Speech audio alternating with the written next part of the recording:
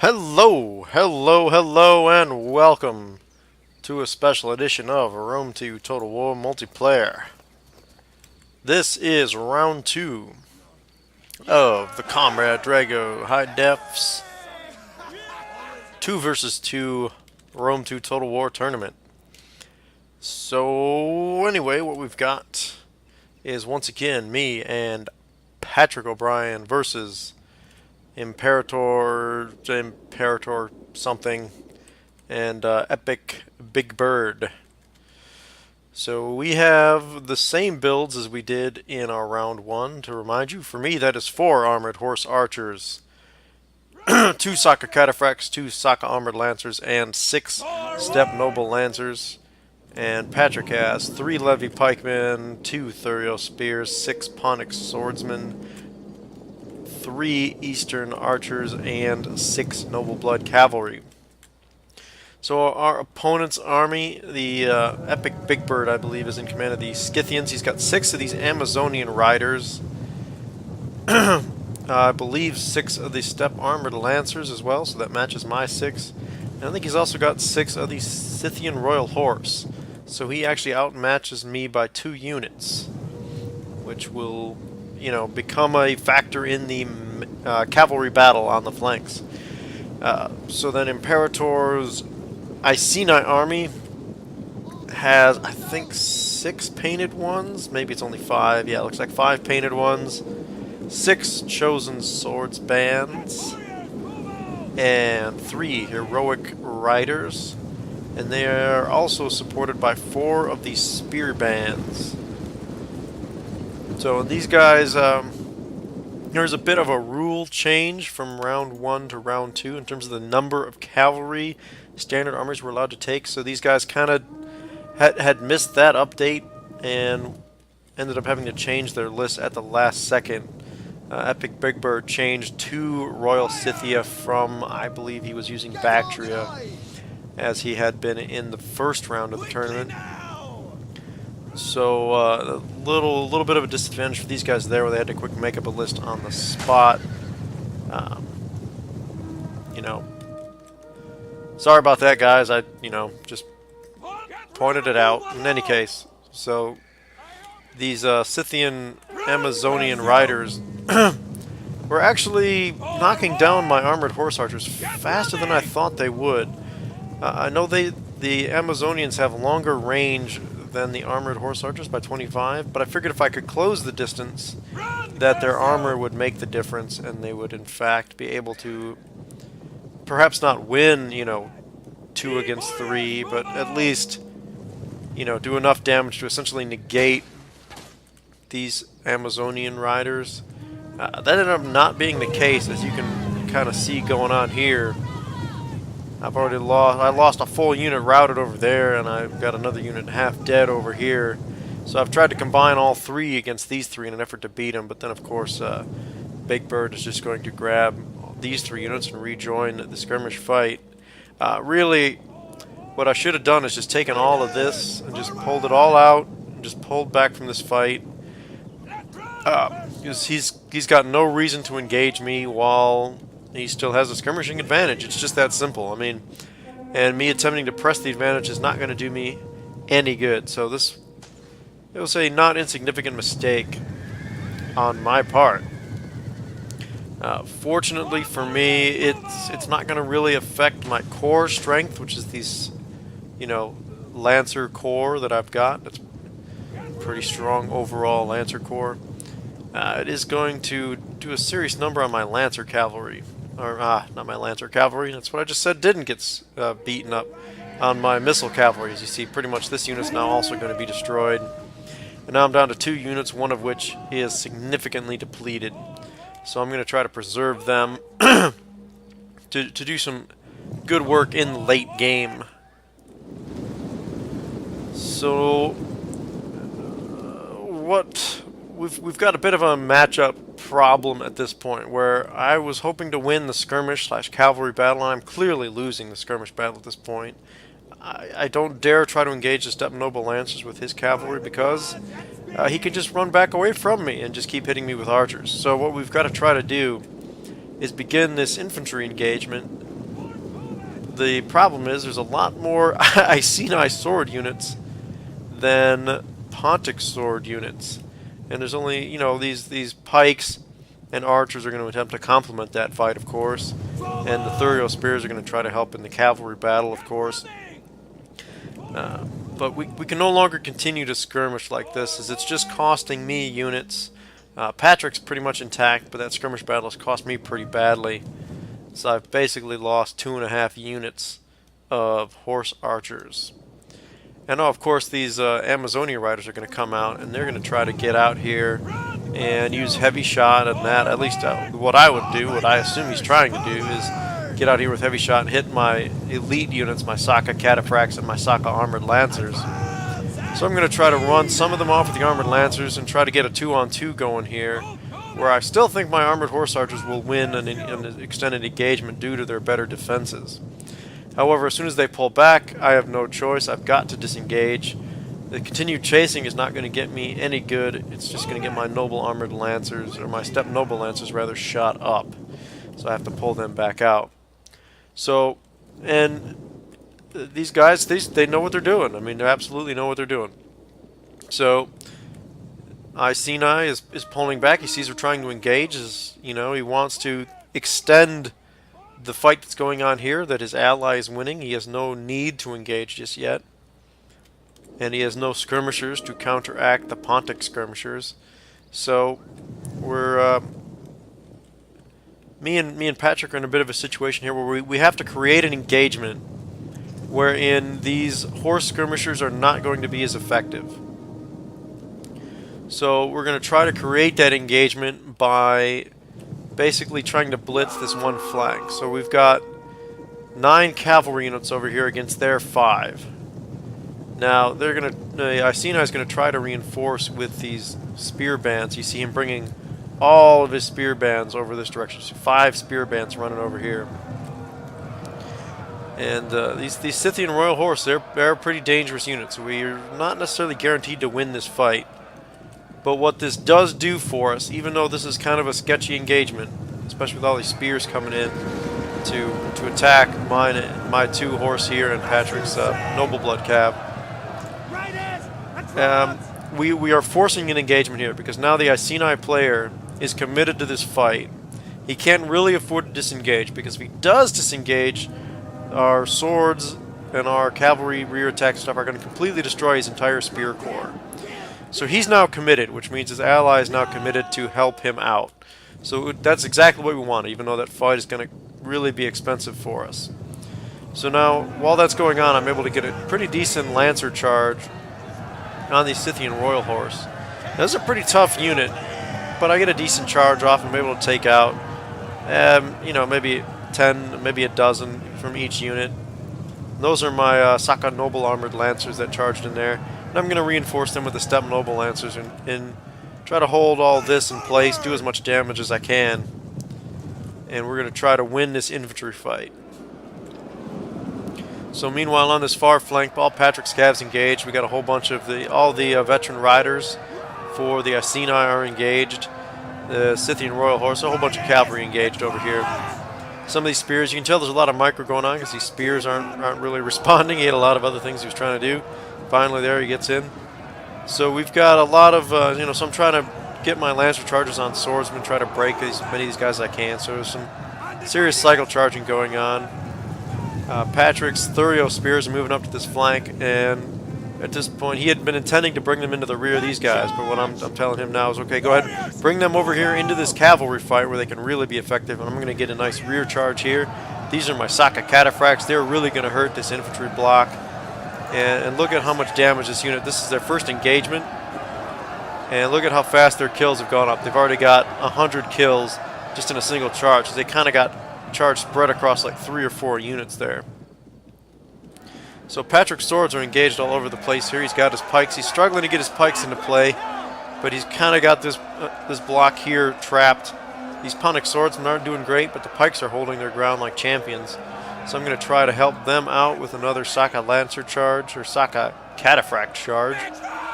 They're going to try to slap right into this group, try to turn this fight around to let Patrick's infantry keep beating people up. You see quite a few guys knocked down there. This is that same unit that charged before. No, I'm sorry, this is the other unit. So they weren't as effective as that first unit, but still got some good damage on the charge. Some good morale effects going. And now the Saka Cataphracts are going to turn back around right into this group. Try to break these guys. So we got a lot kind of going on here. This cavalry fight's turned into sort of a big brawl. The Thurio Spears are trying to turn that fight around. And this unit of Lance is going to try to intercept this other unit, this enemy Steppe Noble Lancer that's out here. Meanwhile, the heroic riders from the Iceni have done a pretty nice little breakthrough here. They found a gap in between the cav fight as this was kind of thinning out, and the big infantry fight going on here slipped through and took out all of Patrick's archers. And they're sort of engaging with my remaining 2 armored horse archers, and you see them. It's not going terribly well for me. But these guys did take quite a bit of damage coming through. There's not a whole lot of these veteran riders left. Unfortunately, there's not a whole lot of me left either at this point. This fight pretty much wrapped up. They lost their cav, but I lost all my cav too, so there's the last of my armored lancers. These Thurio Spears turned that fight around big time. So now I'm pretty much down to this 1 unit of armored horse archers and the 2 Saka Cataphracts, who are still fairly healthy actually. Patrick fortunately has a lot more troops. He's got 3 of his levy pikemen. They're all still more or less intact actually. He's got 2 units of Ponic swords, 1 over here and 1 in this big fight here, and the 2 Thurio Spears. At this point, the Amazonian riders fortunately are out of ammunition, it seems. So that's good news for us. We'd have been in serious trouble otherwise. And the Saka Lancers, or the Saka Cataphracts, are able to break what's left of the spear band that was fighting the pikes, which is going to lead to a mass rout of the remaining veteran riders that are over here fighting against Patrick's Ponic swordsmen. They will rout in a second, I promise you. They're still fighting for the moment, but they are about to rout. So, now Patrick's trying to reconsolidate all of his forces. My Cataphracts are engaged in fights I don't really want them in, but they're kind of acting as a holding force to let Patrick's infantry come here and reinforce. So he's gotten into these Amazonian riders, who, unlike armored horse archers, once they're out of missiles, are pretty well useless. The armored horse archers have good enough protection in melee damage. They can at least kind of help in a melee fight.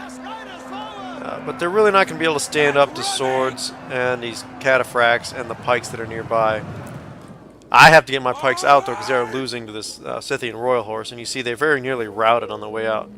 So my general unit only has 10 men left. And the other Saka Cataphract got out of their fight, but they have been reduced down to 22 men.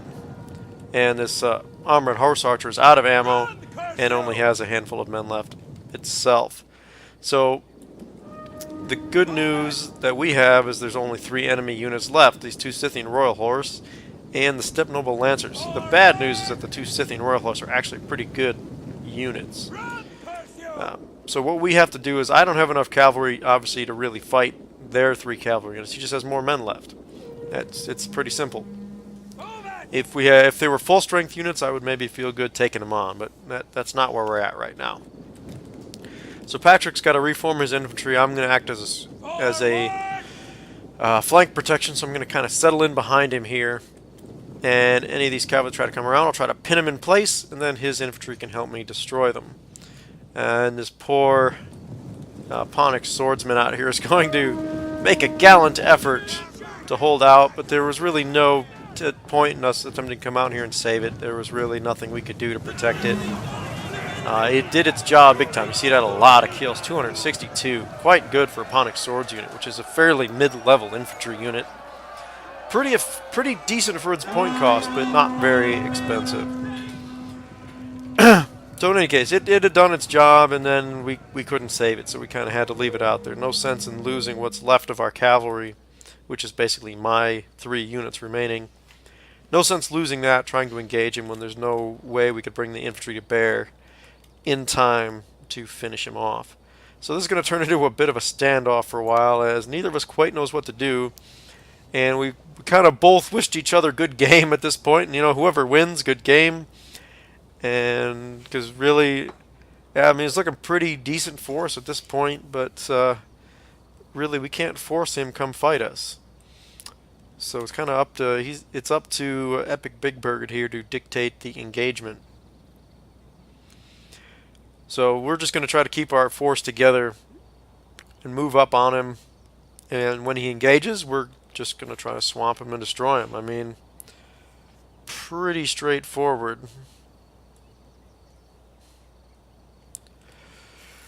Alright. So we'll just fast forward a bit. This becomes a bit of a standoff because neither of us has missiles. Well, I have a missile unit, but it has no missiles left. So he does really the only thing he can do and split his units up in an attempt to get a rear charge on somebody. Patrick tries to engage, but then it's like, well, no, forget that. We're just going to box up. So you see him kind of makes, a little pike semicircle here. Spears are going to form the back, and I'm just going to bring my cavalry kind of inside so that they can act as a response force when the Royal Scythians come knocking on the door. So he's going to try to get a two-direction attack on these slightly exposed spear units. And he's going to get caught a bit on the front of these pikes, which is not going to be any good for him. But he gets kind of a good two-direction attack on these Thurio spears, which is going to cause them to waver for a minute. So that was kind of starting to look problematic for a minute, but we are going to catch up this Scythian Royal Horse. And my armored horse archers and my Saka cataphracts are going to get in here and help keep them from getting away. So that attack cost him one of his units of Royal Horse. And his next one's going to charge, and they're going to just immediately engage my Saka cataphracts. At this point, I'm basically screaming for Patrick to quick throw troops in, keep these guys from escaping. And the Steppe Noble Lancers are going to come make their charge. So this is just kind of the serious micromanagement, trying to pull out whatever we've got left. And now my two units that were left have routed. I'm just down to the Saka cataphracts with 18 men left. So this is really on Patrick's infantry to finish this off.